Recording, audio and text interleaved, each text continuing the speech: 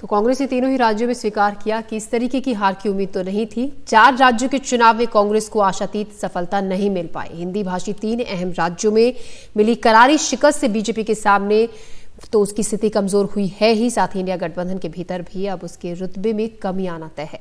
इस शिकस्त के बाद 6 दिसंबर को इंडिया गठबंधन की बैठक भी बुलाई गई है। राजस्थान, मध्य प्रदेश और छत्तीसगढ़ में मिली बड़ी हार ने कांग्रेस के लिए तेलंगाना में मिली जीत का स्वाद फीका कर दिया।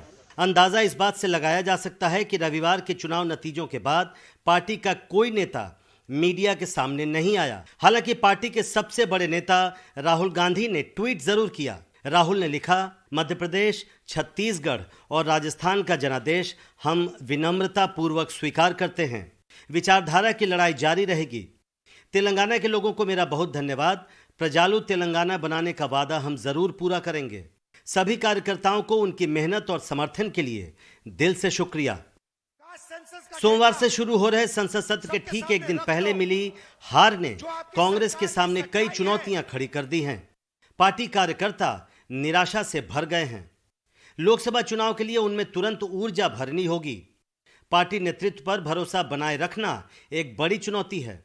खासकर पार्टी के सबसे बड़े नेता के नाते राहुल गांधी के नेतृत्व की विश्वसनीयता बचाए रखना आसान काम नहीं होगा। प्रधानमंत्री नरेंद्र मोदी का मुकाबला करने के लिए पार्टी को एक स्पष्ट सोच की जरूरत होगी। पीएम मोदी का सामना करने के लिए कांग्रेस को विश्वसनीय गारंटी भरी योजनाओं के साथ सामने आना होगा। पार्टी अध्यक्ष के तौर पर मल्लिकार्जुन खड़गे को पहली बड़ी हार मिली है। खड़गे के सामने भी अपने नेतृत्व को साबित करने की चुनौती होगी।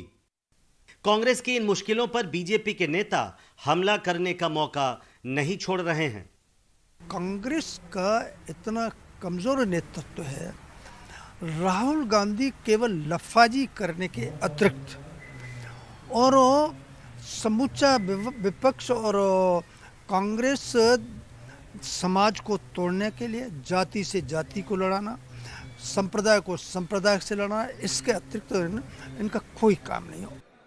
लेकिन पार्टी की सबसे पहली जरूरत है इंडिया गठबंधन की एकजुटता बनाए रखते हुए गठबंधन के भीतर पार्टी की प्रासंगिकता बनाए रखना। गठबंधन में सीट शेयरिंग पर बातचीत रुक जाने से घटक दल पहले ही कांग्रेस से नाराज चल रहे हैं। मध्य प्रदेश चुनाव में कांग्रेस और समाजवादी पार्टी के बीच सीटों का तालमेल नहीं हो पाया, जिसके बाद अखिलेश यादव ने कांग्रेस पर जमकर निशाना साधा था। इसके अलावा नीतीश कुमार ने भी गठबंधन की कीमत पर चुनाव को तरजीह देने के लिए कांग्रेस पर तंज कसा था। विधानसभा चुनाव में मिली हार से गठबंधन के भीतर पार्टी की स्थिति पहले की तुलना में कमजोर हुई है। इसकी बानगी चुनाव परिणाम आने के बाद गठबंधन के घटक दलों की प्रतिक्रिया में साफ दिखाई देती है।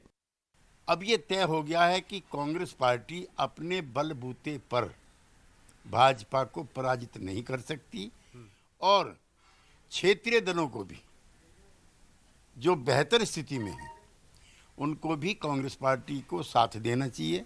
खड़गे साहब ने अब 6 तारीख को इंडिया की बैठक बुलाई है। का वर्षा जब कृषि सुखानी, जब कृषि सूख गई हो, उस बरसात का क्या मतलब। दूसरा, जिस तरह से जिन साहब को कमांड दी गई थी मध्य प्रदेश की, उनका अति आत्मविश्वास, ओवर कॉन्फिडेंस और घमंड, एरोगेंस लेके उनको डूब गया। मैं समझता हूं इस रिजल्ट के बाद इंडिया गठबंधन और मजबूत होगा। सबकी समझ में आ रहा है कि अगर बीजेपी को हराया जा सकता है तो सब मिलकर हरा सकते हैं, इंडिविजुअली कोई नहीं हरा सकता। 6 दिसंबर को इंडिया गठबंधन की दिल्ली में बैठक बुलाई गई है।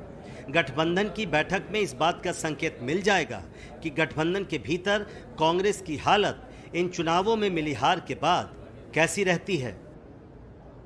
कांग्रेस को यह सोचने समझने का ज्यादा वक्त नहीं मिलेगा कि इन चुनावों में पार्टी की हार कैसे हुई, क्योंकि लोकसभा चुनाव भी बिल्कुल सर पर ही है।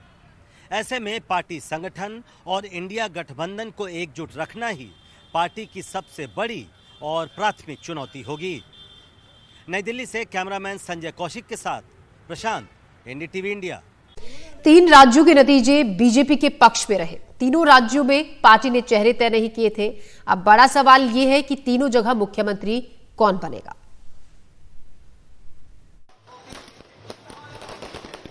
चार राज्यों के चुनाव नतीजों के बाद अब सबकी नजर है कि मुख्यमंत्री का सेहरा किस किस के सिर बंधेगा। सबसे ज्यादा सस्पेंस उन 3 राज्यों में है जहां बीजेपी ने शानदार जीत हासिल की। सस्पेंस इसलिए कि बीजेपी आलाकमान ऐसे मामलों में अपने फैसलों से चौंकाता रहा है। बीजेपी ने किसी भी राज्य में किसी चेहरे को मुख्यमंत्री का दावेदार नहीं बनाया। मध्य प्रदेश की बात करें तो वहां निसंदेह बीजेपी की जीत में शिवराज सिंह चौहान की बड़ी भूमिका है, लेकिन 3 बार मुख्यमंत्री रहे शिवराज चौहान भी आश्वस्त नहीं दिखे। दिन में कई बार टीवी पर आए, लेकिन खुलकर अपना दावा करने से बचते रहे। में से कोई अपने बारे में कोई फैसला नहीं करता। एक बड़े मिशन के हिस्सा हैं हम, कार्यकर्ता हैं। हमारे बारे में जो भी काम हमारी पार्टी तय करती है वो काम हम लोग करते हैं। विपक्ष ने आपको एक्टर कहा, अभिनेता कहा, क्या उसको ये जवाब है? आप ये कहते हैं ये जनता ने जवाब दे दिया, इसलिए मैं क्यों जवाब दूं? बीजेपी मध्य प्रदेश में चौंका सकती है, लेकिन जानकार मानते हैं कि 2024 के चुनाव से पहले शिवराज चौहान को नाराज कर बीजेपी उनकी नाराजगी मोल लेने से बचेगी। वैसे राज्य में ज्योतिरादित्य सिंधिया भी एक युवा चेहरा हो सकते हैं। बीजेपी में आने का उनका फैसला लगातार सही साबित होता रहा है, लेकिन क्या बीजेपी 2024 के आम चुनाव से पहले उन पर दांव खेलना चाहेगी? उधर राजस्थान में भी सवाल उठ रहा है कि बीजेपी ताज किसके सिर रखेगी। क्या वसुंधरा राजे को एक बार फिर ये बड़ी जिम्मेदारी मिलेगी? बीजेपी ने इन विधानसभा चुनावों में अभी तक ऐसा कोई संकेत नहीं दिया है। खुद वसुंधरा के बयान से भी ऐसी कोई झलक नहीं मिली।